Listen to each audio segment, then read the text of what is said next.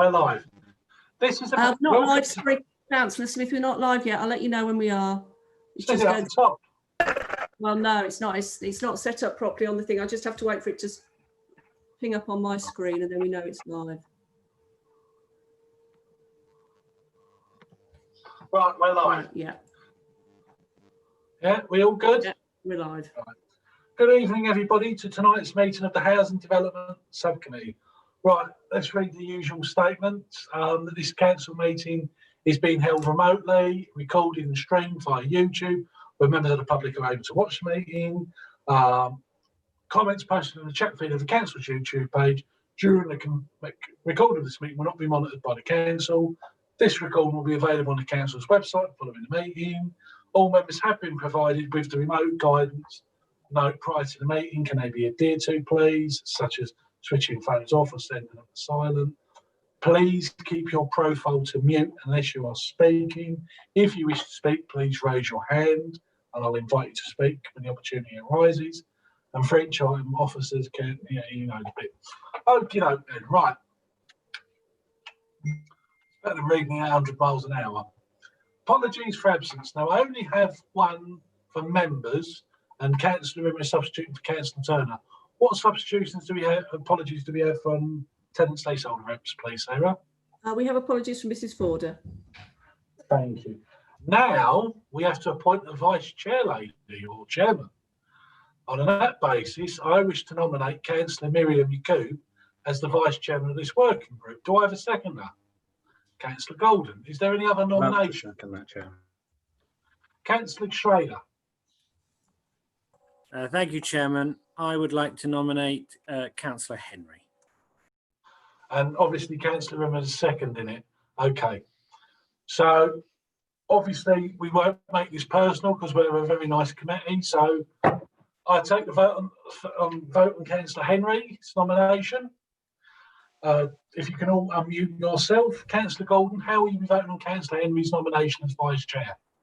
So unfortunately, I'll have to vote against Councillor Henry's nomination. As lovely as I think Councillor Henry is, I just think we have a better candidate. Whipped. Councillor Golden, no filibustering. Councillor Henry, how will you be voting? Me, surprisingly, I might even vote for myself, saying as Andrew's really let me down. So that's a yes. Councillor Schrader? In favour. And Councillor Rimmer? I've weighed it up very carefully. In favour. Lovely. Councillor Yacoub? Against. And sadly, Councillor Henry, I am against. That's okay. Salad on Sunday at your mum's. Are you all using casting vote, Chairman, yeah? Yes. So I shall now put the nomination for Councillor Miriam Yacoub as Vice Chair of the Housing and Development Subcommittee. Councillor Golden, how will you be voting? I will vote in favour. Thank you. Councillor Henry? In favour. Thank you. Councillor Schrader? In favour. Councillor Rimmer? Abstain. Councillor Yacoub? Was that a silly question to ask you? Good. Didn't want to press gang you there. And I shall be voting for you. So that's all but unanimous with one abstention, which is perfectly fine. So at this stage, Councillor Yacoub, I'd ask you to sit next to me, but you'll have to do that virtually. You've really been saved. Yeah, Well, we didn't count you, Councillor Henry, as we've actually done it for your best interest. Well, the last time he elected a vice chair, he pinched all my fruit pastels and said sharing was caring. No, it wasn't you, Councillor Golden. You should have taken that to standards. Sorry? You should have taken that to standards, Chairman. That's a serious issue. Well, we're in difficult times. You shouldn't be wasting the time. Right, item 3, declarations of interest. Members, are there any declarations of interest? Right, good. Minutes of the Housing Development Subcommittee held on the 12th of March. Does anyone have any comments to make before I put that to the vote? By the looks of everyone, that looks like a no. So if everybody can unmute themselves, please. Oh, Councillor Schrader.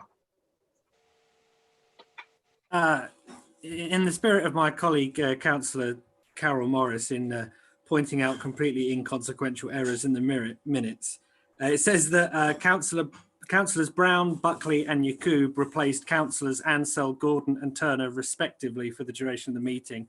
I wasn't present, but I suspect that Councillor Yacoub was not a substitute for Councillor Turner.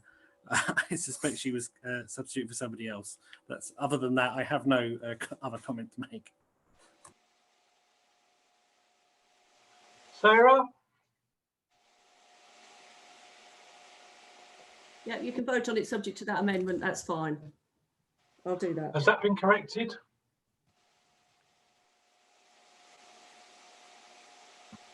Yeah, that will be noted. Thank you, Councillor Schrader. Right, if everybody can unmute themselves, please, and I shall call you out to vote on the minutes following Councillor Schrader's wisely pointed out amendment. Well, change the minutes. Councillor Golden. Yeah, I'm happy to vote in favour of the minutes. Councillor Henry. In favour. Councillor Schrader. I would normally abstain, but as I moved an amendment, I'll vote in favour of it now. Thank you. Councillor Rimmer. Abstain. Councillor Yacoub. Abstain. And I shall be voting in favour. Have you got enough hands there, Sarah? You got the three. Lovely. Right, so now we shall go to the Sempre Homes Key Worker Scheme review outcomes. This is an update to members of the committee from previous discussions. And who will be leading on this? Is it you, Melanie?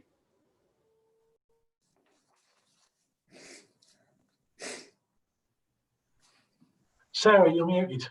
Yes, sorry, Chairman. Yes, so there was a message to the Chairman to say that this item would be brought formally to the next committee and that we'd provide a written report. That's fine. I thought I'd just formally ask you because it's on the agenda and people think I'm sloping off in case it's 10 o'clock. Thank you. So we now shall go to Sempre Homes Limited, pages 9 to 69. When I took back the chair of this committee last year, I made it pretty clear that we've got to up the number of houses being built, and there's been a reflection period looking at the organisation of Sempre. When we looked at it last year, Sempre would probably be in the top level for local authority house builders for the quantity of homes planned. So what we're seeking to do today is to take it up a further gear to build extra houses. And with the situation now created by a hit to local authority funding by COVID-19, there's also another opportunity for Sempre to build some extra houses in prime locations, or menial locations, wherever the needs take, to put some money into the general funds of the council. So it's quite timely over this sort of year or so. The team behind Sempre have been working to be able to take it up that extra gear, to go from 500 odd homes over the target period to 1,000. Obviously, the administration would like to do more. So which officer is going to lead on this report, please? I am, Chair. Thank you, Thomas. Okay, just to help members with this, I'm taking it read that everybody has had sight of the report, but I thought the way to summarise it would be to present via a brief presentation. So I'll share my screen with you. Sarah, you'll see this coming on screen, and I'll just walk through the slides fairly quickly, and then both myself and the team will be available, Chair, for you and the members to raise any questions or queries regarding the report thereof.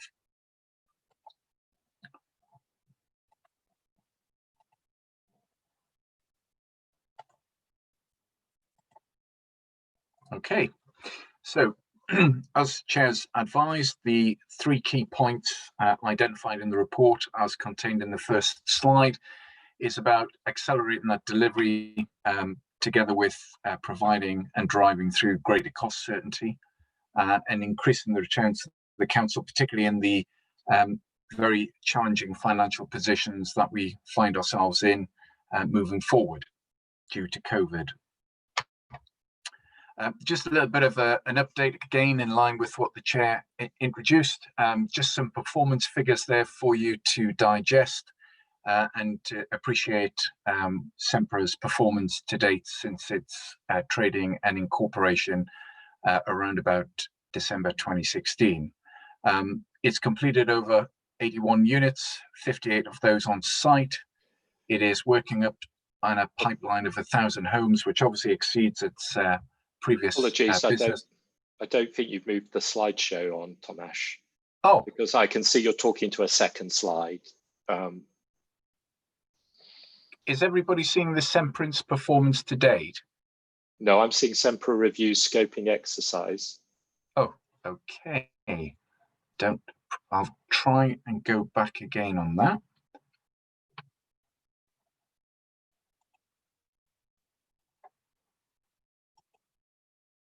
Okay, can everybody see the slideshow there? Now I can. Right, okay. So I'm seeing it when you're clicking, but it's not as a slideshow. It's you just clicking on slides. Yeah. If I follow through on these slides, can everybody see that okay? Is it large enough scale for you? Yes. Yeah, I can see that fine. Okay. If there's any problems, I'll call out. I don't understand why it's not allowing me to show you the slideshow, but I'll go through the slides as you can see on the screen there. By all means, call out if you need any further clarifications. But essentially, we've secured somewhere in the region of about £2.7 million in funding. And we're also looking to continue with the second key pipeline program, which is developing the HRA. So effectively, Sempra are supporting both its own and the HRA programs. Next slide. The WOC just stands for wholly owned companies, which we utilize to benchmark and compare Sempra's performance with other similar companies and structures. Nationally within England, there's 150 of those. Again, you can see from the first bullet point the range of between 2,000 to 15,000 homes per year. There is a change in sort of approach by many of those companies looking to move away from the wholly owned companies because they have got some greater flexibility through the HRA debt cap, which is changed. But however, in the main, the majority of those companies have been set up to deliver policy ambitions as set out by the chair. And the benchmark we've carried out on these, we looked at particularly 4 of those within the Southeast and London. Key observations coming from that benchmarking, which have given us a steer in terms of the criteria and how Sempra is performing, are set out in that slide. We looked at structure, obviously the leadership in particular, the targeting, and scale and ambition, as mentioned by the chair, reflecting the policy position of those companies, and particularly the councils. Financial, in particular, key, the whole vendetta of the company is to make sure it generates enough profit so it can plow that back into the company and ultimately the council. Governance structure, the suggestion is that it would be an idea, as indicated in the report, to include a non-exec external director to add further weight and experience to the company. And I think I'd just primarily like to draw you to the efficiency, because if you look at the number of units that have been sort of progressed, of which are 139 through the planning stage, Sempra has performed quite well because it's achieved somewhere around about 25 units per staff member in a range of about 15 to 38. If you compare that to residential providers, housing associations to you and I, and old money, and private developers, you'll see that we've far exceeded their average ratios per member of staff to our own. Future options, these were the key ones identified. If we continue as is, as per the original master plan 584, the supported accelerated growth would, as approved in November, is around about 1,000, and the transformative significant restructure would be in excess of 1,000.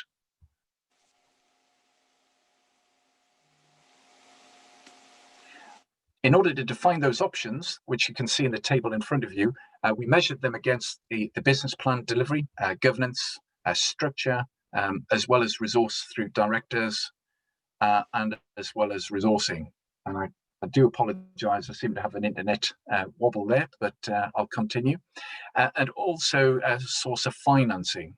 And essentially you can see in option 1, that's the current position as is.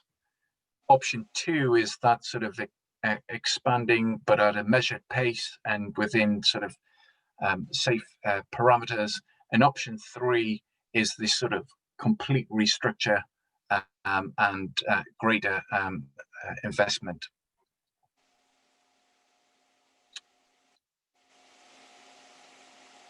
So priorities which we considered, and this was in conjunction with members and senior management as well, is we looked at the delivery target as well as the program.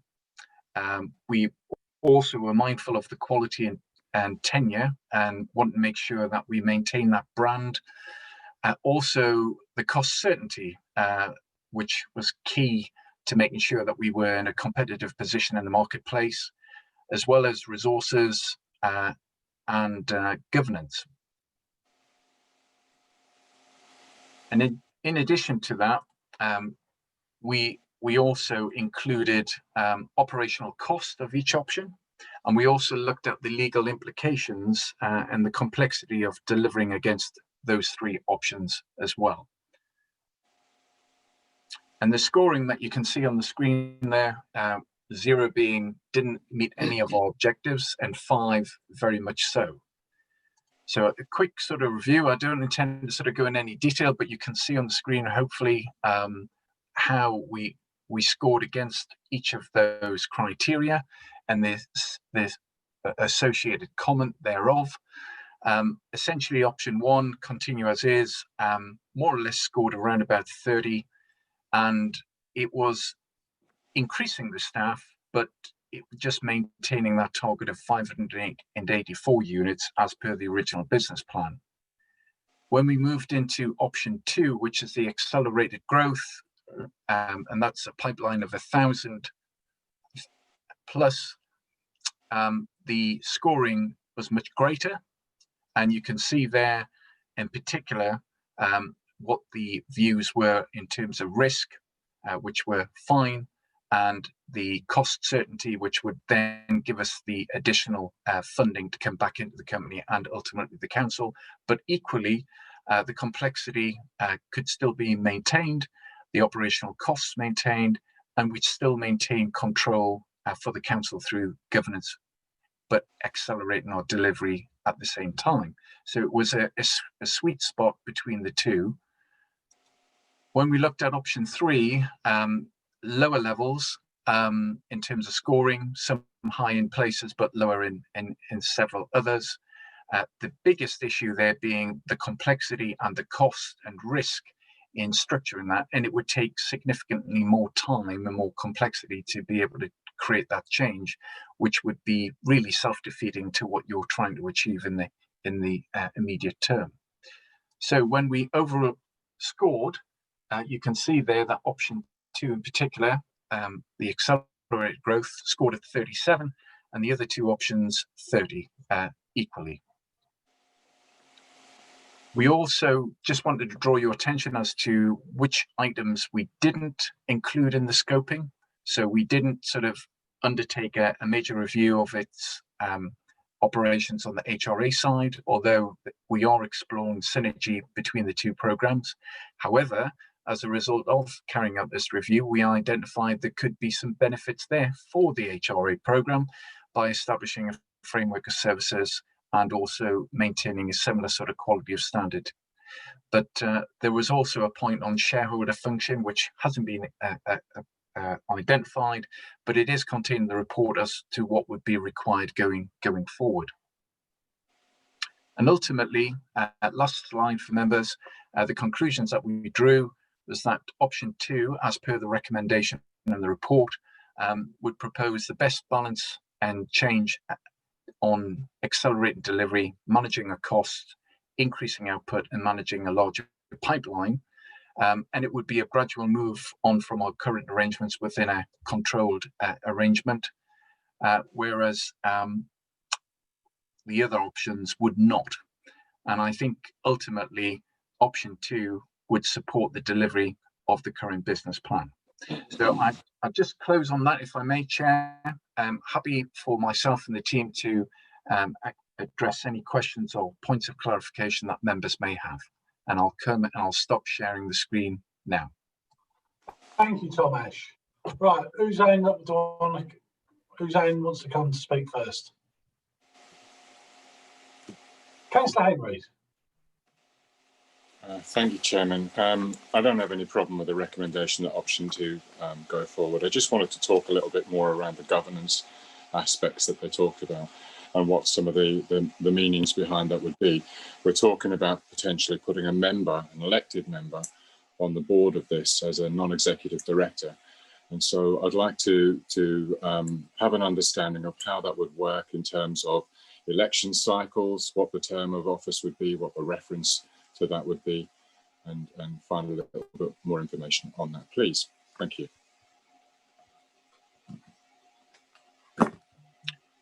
So if I may, if I may, Chair, obviously that's a point that we would be, as mentioned in the report, would need to be explored further in detail. But this is primarily about the position as opposed to the individual member. And the proposal at this point is that the housing chair, whoever that may be going forward, would be appointed into that NED position. Councillor Henry, did you want to come back? I did, and it's you know, it's really around the ambition for SEMPRA. Our group has always believed, and as you know, that we've had a good bit of involvement in it historically. We've always believed, I think Councillor Schrader's turned the phrase that the sky's the limit when it comes to SEMPRA, and that should be the level of ambition that we have. But we also have to be acutely aware of the fact that we have a degree of political toxicity within this borough, and certainly within our council meetings, and each of our tenant leaseholder reps have been witness to on several occasions, as have officers, as have each of us that have ever attended a meeting in chambers. And so therefore, to take some of to soften some of that, I actually would like to propose an amendment to recommendation 2, that would actually not just be one member, but that would be 2 members, one representing the administration and one representing the official opposition at any one time, so that there is a greater degree of scrutiny, and we're not using SEMPRA as a club to beat each other with politically. I think there are more things that come through this committee. We've all, three of us that are on this committee have been on this committee in the reverse roles, and we're dealing with the same people and the same issues. I think what we need to do is we need to keep the work that comes through this committee honest and civilized, and I think a way to do that would be to have 2 members represented on that panel. So thank you. Okay, so I understand. So you've got the amendment. Yeah. So did you get Councillor Henry's words that he'd like a member of the opposition and the administration, both as non-executive directors of SEMPRA? I can't see. Yeah, I have that. Yes, I have that. I don't know whether you want to have a look at that amendment later on after other members have discussed it, or you want to deal with that now. I mean, I can word it out for you now if you'd like. But I've got the wording that there be not 1 but 2 representatives, 1 from the administration and 1 representative from the official opposition at any one time. Yeah, thank you. So Can I suggest the word official becomes the main opposition? Yeah. Okay. Yeah. Fine. Okay. Right. Now I know I've got Councillor Yakub, Councillor Rimmer wishing to speak. Do you want to speak on Councillor Henry's amendment, or do you want to speak after Councillor Henry's amendment? After. Councillor Rimmer? I had a clarification question that will actually equally relate to the amendment. But Okay, so let me just, who's going to second Councillor Henry's amendment? So we've got Councillor Schrader. Councillor Rimmer, can you please ask a question? It was to do with the governance arrangements and the scoring system on each of the options. With option 1, where it was continuing as is, governance was rated 5, which Tomasz stated was very high. On option 2, it drops down to 4, and that's with the NEDship included. I'm just checking, is it dropping down anyway? A mitigation is in place with the NEDship that raises it to 4, or is it because there's a NEDship from the council that it's 4? I ask that because obviously in the body of the report, there are some risks that have been identified with having any council member as a NEDship, having being non-executive director status in respect of being a ward councillor and ward issues coming up for the business, in respect of any sort of conflict of interest in their role as in the chairmanship role as well, and what they can and cannot vote on. I think there is another potential risk, which I don't know if that's been considered.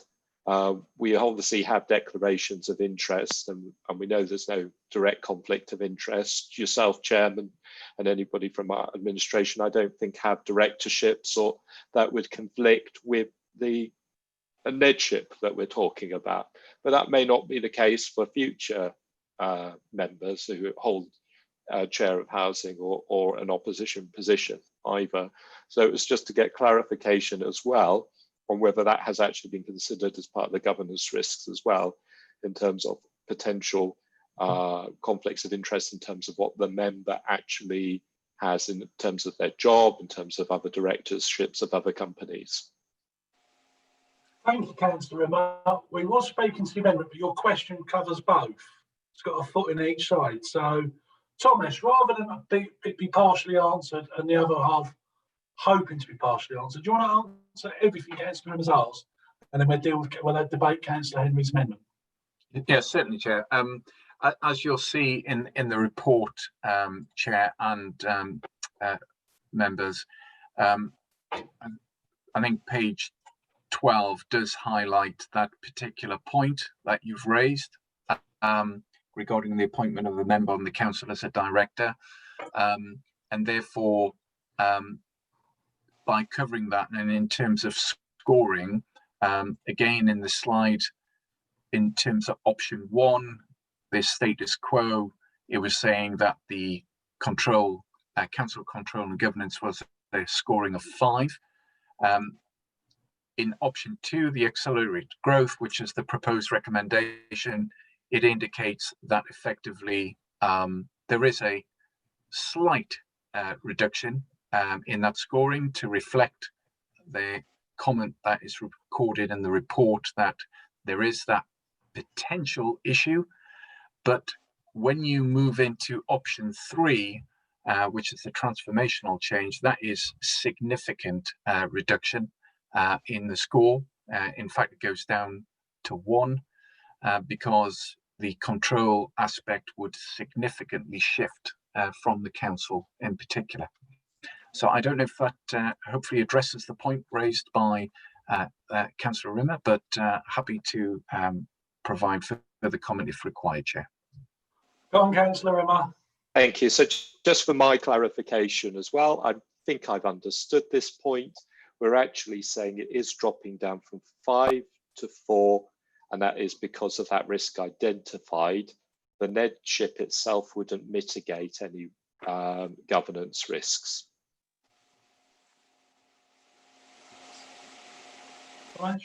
Yes. Lovely. Thank you. So, right, we're going to debate Councillor Henry's amendment. Is there anyone wishing to speak on Councillor Henry's amendment? Councillor Schrader. Thank you. Thank you, Chairman. Before I do, I'd just like to thank Mr. Kozlowski for his report. It was very thorough and very encouraging. It is a pity that Councillor Turner isn't here, because this SEMPRA was very much his baby. And as Councillor Henry has said, as far as we were concerned as a group, the sky's the limit for our ambitions for what SEMPRA could do. So very much support in principle everything that's being proposed. Specifically in relation to Councillor Henry's proposed amendment, I do hope that members of the committee will accept the amendment in the spirit in which it's moved. I think there are several things that come into consideration there. I very much support the principle of having an elected member serving as a non-executive director to give that greater member oversight.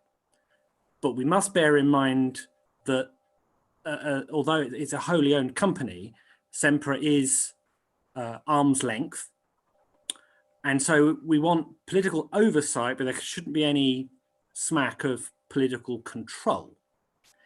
And although it makes a lot of sense for if you're going to have an elected member as a NED, for that member to be ex officio the chairman of the housing committee, I do think that given we need to be cognizant of the political makeup of the council. We are, although we have an administration, we are technically in no overall control, and so that you don't have any perceived conflict of interest between basically the lead member for the administration also being a NED on the arm's length wholly owned company.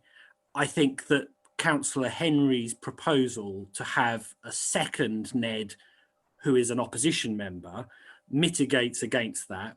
It also does mean that if for any reason the one NED, so say the chairman of housing does have a conflict of interest of some kind, say it's there's something to do with their ward, which is covered in the report, you would then have a second NED who was an elected member who, unless we had the extraordinary situation whereby the administration NED and the opposition NED were both ward councillors for the same ward, it would mitigate against the issue of there not being an elected member on the board because of a conflict of interest. So I think the NEDs, they don't cost us anything, so they're not getting remunerated. So in that case, it's as well to have two as to have one. I wouldn't want any more than that. Because then I think we're getting a bit crazy. But I think it behooves us as a council in no overall control. And as Councillor Henry says, we don't want SEMPRA to become a political football. We don't want there to be any suggestion that the chairman of housing is sitting on the board and then giving political direction to what is supposed to be an arm's length wholly owned company. I think that it's a sensible proposal. And whether you want to call us the official opposition, the main opposition, or simply the only opposition, in a situation where we had more than one opposition at any given time, which we have done in the past, where we've had 2 or 3 opposition parties, then I think, as the largest opposition party, I think it would make sense to have administration member and 1 opposition councillor. So I will be supporting Councillor Henry's amendment, which I think is moved in a positive spirit, and I hope it will be received in that way. Thank you, Chairman.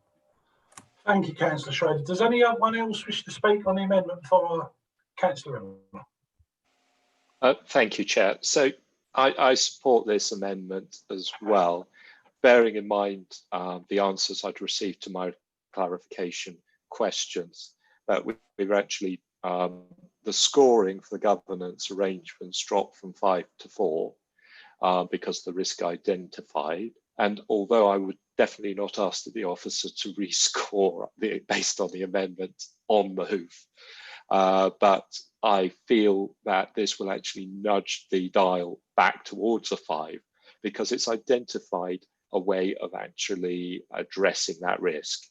As Councillor Schrader ably put, if you've got 2 NEDs, if there's one conflict of interest and it's discussed at board level, then one of the NEDs could at least just say, I'm not voting on this, and the council is still represented. And that's the key, really. You could have a board decision where a single NED would feel conflicted and the council's voice would not be heard. because the single NED is rightfully exercising their disallowing themselves from being a part of that conversation. Thank you. Are there any other speakers before I wrap up? We go to the vote on this one. Yes, Mandy. Mandy? The only point, I'm sorry, I was on mute. Apologies. That's the term of the year, isn't it?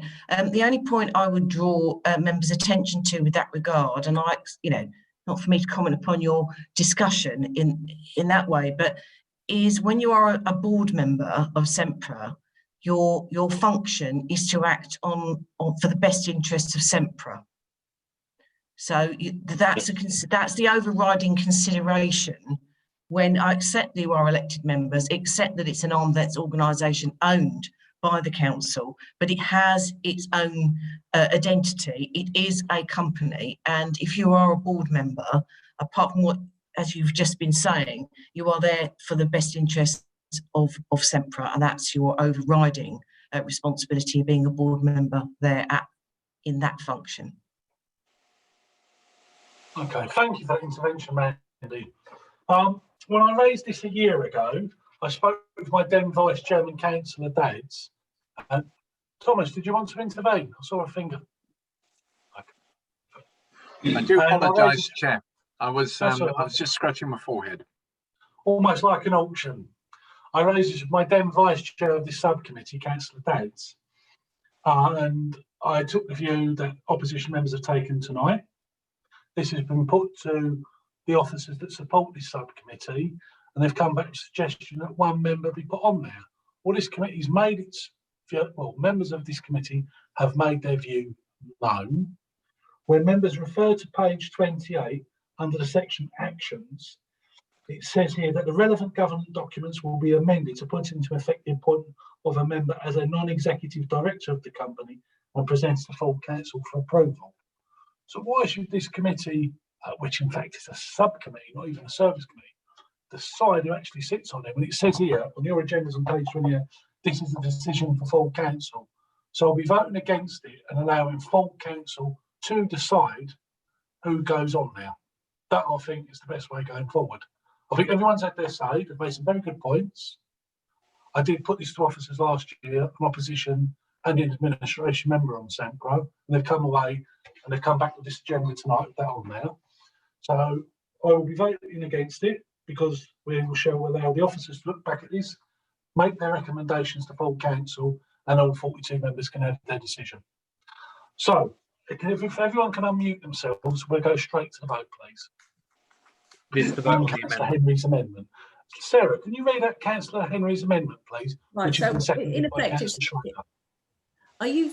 can I just be clear, because you've got two recommendations. Really, it's a motion, it's a standalone motion, so you're voting on that, and then you'll probably look at the other two recommendations. So it's a Yeah, standalone. we'll debate that later. Yeah, that there should be two representatives as non-executive directors, one representing the administration and one representing the main opposition. Okay. So I should call each member out to vote now. Councillor Golden. I vote against the motion amendment. Okay. Councillor Henry. Obviously for. Councillor Schrader. For. Councillor Rimmer. For. Councillor Yacoub. Against. And I should be voting against for the reasons I set out moments earlier, and allow all 42 members of full council to decide. And I hope the officers take note of the speeches made by the proposer, seconder and Councillor Rimmer, and that into your report when it comes to full council. Right, moving on now. From memory, I had Councillor Yacoub, and I think, was it Councillor Schrader or Councillor Rimmer want to speak about the main item on this item? I think Councillor Yacoub was asked to speak first on the main item. And who was second? Was it yourself or Councillor Schrader? I had asked my question, so Councillor Schrader could go before me. I've said my piece, so I'm happy for Councillor. Then I'll put my hand up to go second. Thank you. That's the answer to my question. Thank you. Councillor Yacoub, you have the floor, then Councillor Rimmer. Thank you. I just wanted to say that I think definitely option 2 is the most viable approach to support accelerated growth. I think Sempre Homes has done a great job so far, and given our ambitions for this borough, it definitely needs an update in terms of the business plan, and we definitely need to reach for more. So I'm very much in support of this.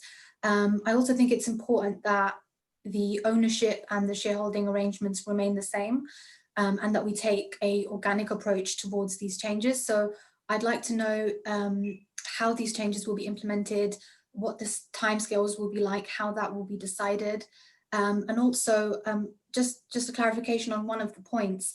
It was mentioned that we would be pursuing joint ventures. How will this impact the status as a wholly owned company, and how will that work practically?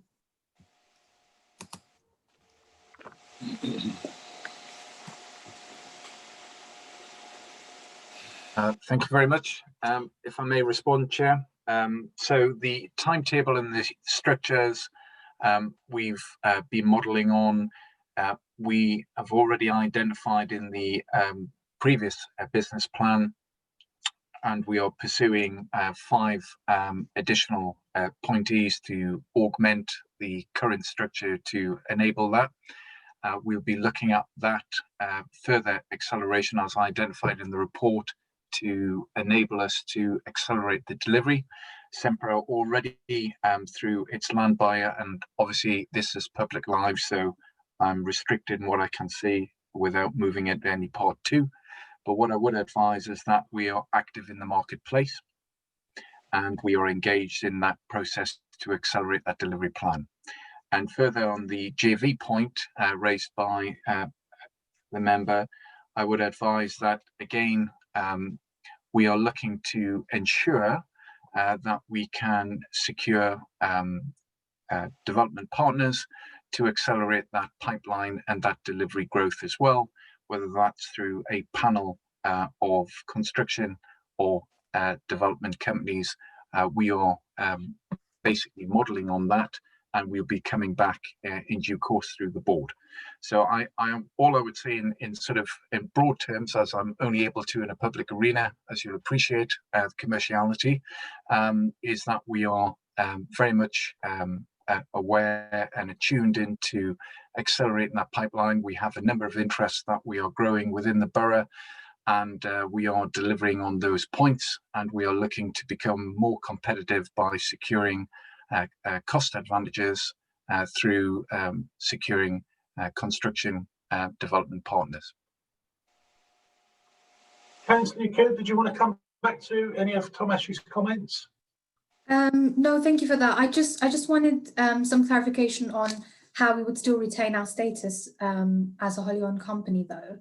I'm not sure if that was kind of clarified in your response. Certainly.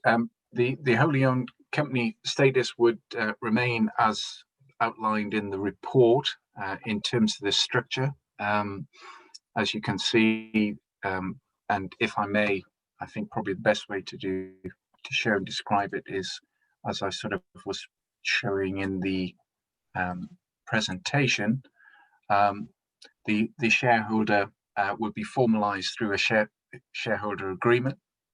The net point, obviously subject to the chair's reference to full council, and the resourcing of the council of the Sempre, should I say, would be reflected on that as well.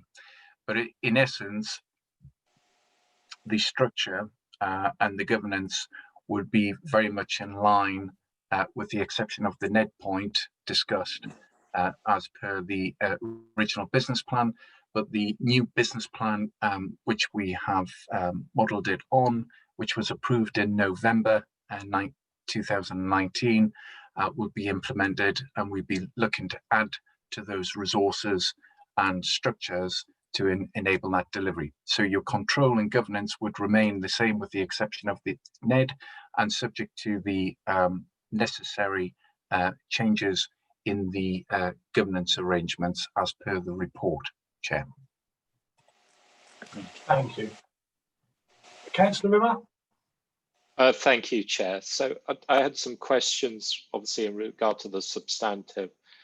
The first is on this diversity and inclusion. And I raise this on a few council items that come up in committee, because I do feel sometimes it's just a tick box exercise where it's not being properly considered. And I know that's a bit of a provocative statement to make, but I do actually care about the diversity of trustees on boards. And we're actually talking about appointing through one mechanism a trustee onto a board. And I think that does have a diversity and inclusion angle to it. And it would have been at least worth having a nod to that in this report. So that's the sort of steer and reflection about how we should be taking these issues a lot more seriously in reports going forward. And it's a reflection on all sorts of government reports I see, not just ones in this council. So thank you. I wanted to ask if my understanding of this NEDship as well is that it is not remunerated in any way as well, and to have that absolutely clarified beyond doubt, because obviously that is something that the public would be very much interested in if that were the case as well.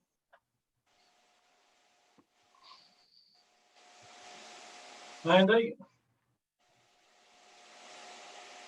Current directors on Sempro do not receive any remuneration for acting as a director. I know they are directly employed by the council, so you could say they're being paid to do that job, but they do not receive any remuneration for being a director on Sempro. And I don't think it was the intention in the report to do so in this case with the NED. Councillor Rimmer, did you want to come back? Yeah, just to double, and I think you've answered the question, but it's just, can we have a guarantee here tonight that there will be no financial remuneration for the What I would say, Councillor Rimmer, save that for full council. You get full council nominate the NED or possibly NEDs, and that would be the time to bring that up then. I thought it was something we could clarify tonight. Sorry, Chair. Mandy, has this been to the Independent Remuneration Board, this question? No, it hasn't. Can't answer it. So full council members will get to decide who is their representative or possibly representatives on the board of Sempra. And I'm sure Mandy will get an answer to that question then.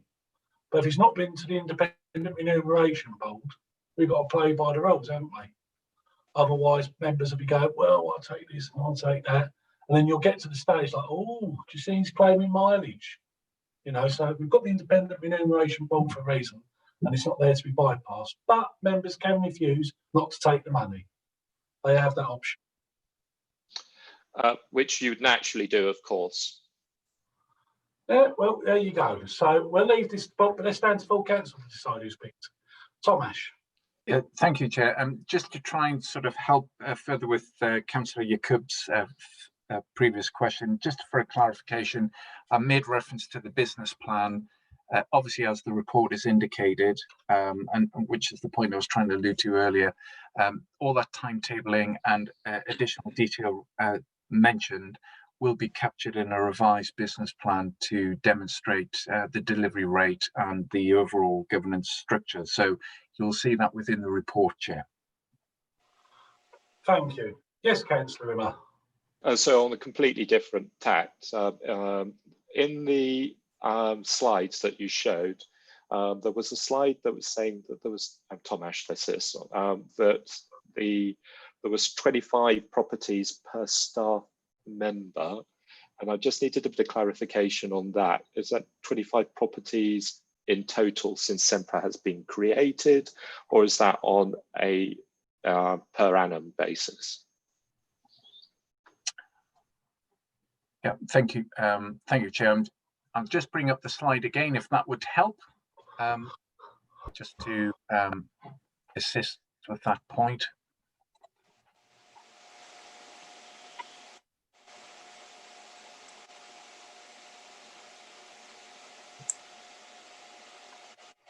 So can everybody see the slide reference? Yep. Yes. Yeah. Okay. So my understanding is that is since it's been established, Chair. I hope that sort of clarifies that point, Councillor Rimmer. Yes, it does. So I guess what would that break down per annum? Because there are a couple of bullet points about per annum in there, if I'm reading that slide correctly. Yeah, I'd have to do the calcs and come back to you on that, Councillor Rimmer. Okay, thank you. And do we have a projection with the option 2 of how that might change in the future? Are we expecting, I'm assuming we're expecting extra staffing, but then we're also expecting the ratio to increase for the better? What I would say to that, if I may, Councillor Rimmer, is that we'd look to capture any such details within the business plan, which would come back and report to you later in the year. Okay, thank you very much. Right, I believe Councillor Henry and Councillor Schrader was waiting to speak. No, it's just Councillor Henry. Sorry, Chairman, I take your point about the matter of the NEDs back to full council and your reasons for voting against the amendment. What I would ask, therefore, is that we take, when we go to the recommendations and we go to the vote, is that we take them separately, because I believe members should be given the right to support the committee where they can. That's fine. Thank you. That's perfect fine. Tenants, leaseholders, Mr. Ford, Mrs. French, was there anything you want to say? No. Right, lovely. Any other members, officers? Right. Okay. I'd like to thank the officers for wrapping this up. We've done a fair few things. We've got the land buyer on seat. He's been doing some good things, I understand. We're now giving another gear to Sempra, and I hope we can accelerate the need for Sempra to go faster, because its main purpose is to disrupt the local housing market. And obviously, COVID's given us new problems on how to finance ourselves. So the opportunity comes up, and we've spoken about a site previously, this committee, outside of the borough, in the borough of Chelmsford, where we can build houses and sell them on at a commercial profit, which will support local services and keep the council solvent. So it's a good thing, Sempra. So following Councillor Henry's request, I'm very happy to separate the vote. So if there's any other speakers, which I do not see, I will go, Sarah, to the recommendations on page 25. We'll vote first on recommendation number 1, that option 2 for the future business development of Sempra Homes Limited, as set out in the report, is implemented. Can everyone unmute themselves, please? Councillor Golden, how will you be voting? I'll vote for both of the recommendations. We're just doing the first vote, so you'll vote in favour of item 1. Councillor Henry. 4. Councillor Schrader. 4. Councillor Rimmer. 4. Councillor Yacoub. In favour. And I should be in favour. Lovely. Good. Recommendation number 2, page 25, that the steps necessary to facilitate the appointment of a member as a director of the company are identified and progressed. Councillor Henry, how will you be voting? Councillor Golden, how will you be voting? I'll support it. Councillor Henry? I'll abstain. Councillor Schrader? I'm also abstaining. Councillor Rimmer? Abstain. Councillor Yacoub? In favour. And I shall be voting in favour too. So that's all done. Thank you. We'll go to the work programme. Any comments on the work programme? It's quiet as a tomb. I don't hear any comments. None from me, Chairman. Lovely. All I would say, Chairman, is obviously, although it's not on there, the Sempra business plan will be coming forward to the subcommittee by the end of this year. So I will add that. Thank you. Mandy, sorry, Sarah, the meeting's now finished. So Sarah, is it possible you could turn off the recording?